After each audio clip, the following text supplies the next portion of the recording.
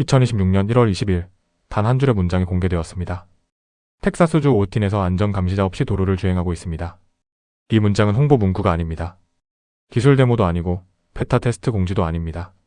현실에서 작동하기 시작한 언슈퍼바이즈드 FSD 시스템의 상태 보고에 가깝습니다. 테슬라의 공식 로보택시 계정은 운전석에 아무도 없는 차량이 오스틴 도심을 주행하는 장면을 담담히 공개했습니다. 안전 모니터도 비상 개입자도 없는 상태였습니다. 우리가 주목해야 할 것은 영상의 놀라움이 아닙니다. 이 한 줄이 의미하는 구조적 변화입니다. 1. 이것은 기술 진전이 아니라 운영 단계 진입입니다. 이번 변화의 본질은 간단합니다. 테슬라의 로보택시는 더 이상 시험 운행이나 시범 서비스의 단계에 머물러 있지 않습니다. 테스트는 서비스로 전환되었고 시범 운행은 실제 운영 단계로 넘어왔으며 인간의 감독을 전제로 하던 구조는 무감독 운행으로 바뀌기 시작했습니다. 테슬라 AI 소프트웨어 부사장 아숍은 이렇게 설명했습니다.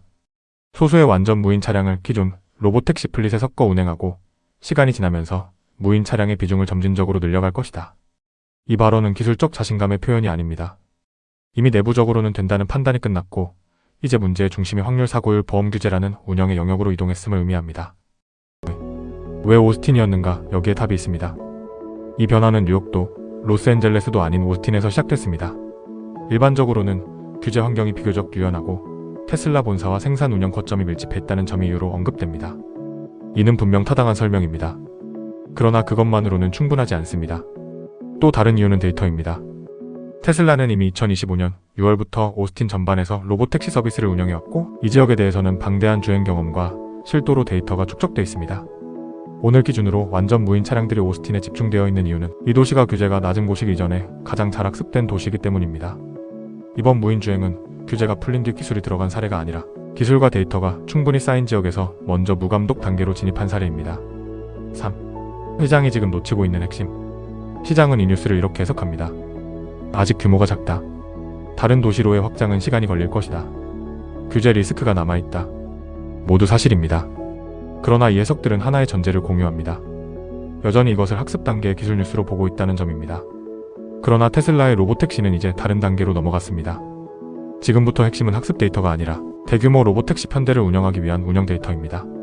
완전 무인 로보택시는 좋은 센서, 지도, AI 모델을 보유한다고 구현되는 시스템이 아닙니다. 실제 도시에서 승객을 태우고 실제 사고 확률과 책임 구조를 감당하며 차량 회전율, 대기시간, 개입 빈도, 보험 비용을 하루하루 운영하며 축적해야 하는 사업입니다. 이 지점부터 경쟁의 성격이 바뀝니다. 기술 경쟁이 아니라 운영 경험의 경쟁으로 이동합니다. 그리고 운영 데이터는 논문으로 따라잡을 수 없고 데모 영상으로 복제할 수도 없으며 실제 서비스를 굴려본 기업만이 축적할 수 있습니다.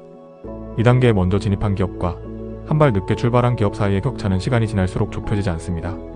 오히려 따라잡기 위해 감수해야 할 비용과 시간은 기하급수적으로 증가합니다.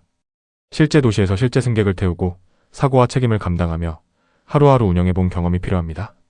이 지점부터 경쟁자는 급격히 줄어듭니다. 그리고 한 발 늦은 기업이 따라잡기 위해 감수해야 할 비용과 시간은 기하급수적으로 증가합니다. 4. 일론의 축하 메시지가 의미하는 것. 오스틴에서 안전 모니터 없이 로보택시 주행 시작. 테슬라 AI팀 축하해. 이 문장은 목표 선언이 아닙니다.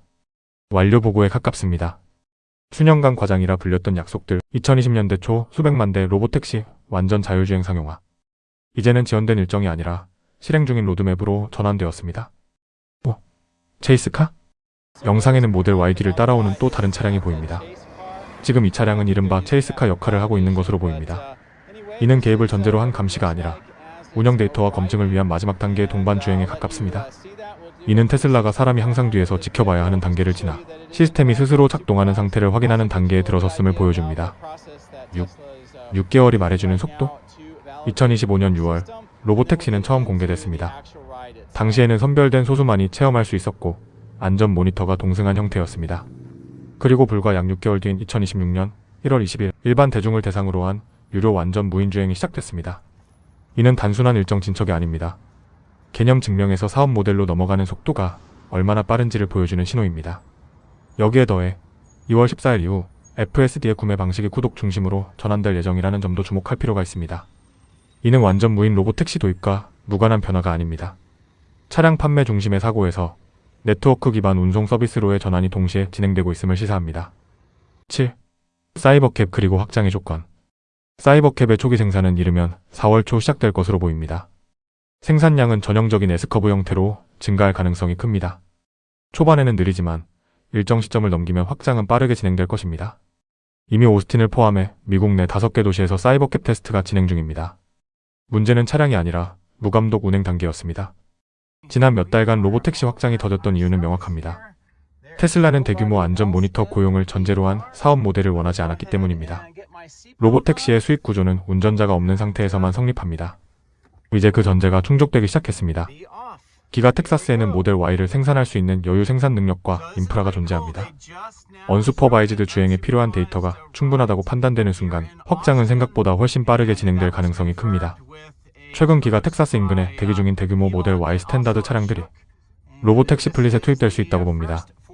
8. 투자 관점에서의 결론. 이번 사건은 단기 실적 뉴스가 아닙니다. 시장은 이제 다음 질문과 마주하게 됩니다. 자동차 기업의 정의는 무엇인가? 운송 서비스의 마진은 어디에서 발생하는가? 운전자라는 비용 항목은 언제 사라지는가? 로보택시는 새로운 제품이 아니라 기존 산업의 비용 구조를 해체하는 메커니즘입니다.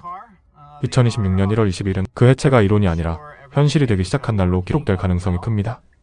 우리는 늘 전환기를 과소평가해 왔습니다. 이번에도 그럴 수 있습니다. 하지만 시장이 아직 논쟁하고 있을 때 현실은 이미 오스틴의 도로 위를 달리고 있었습니다.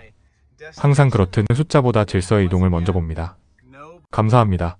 2026년 1월 23일 김태성 올림.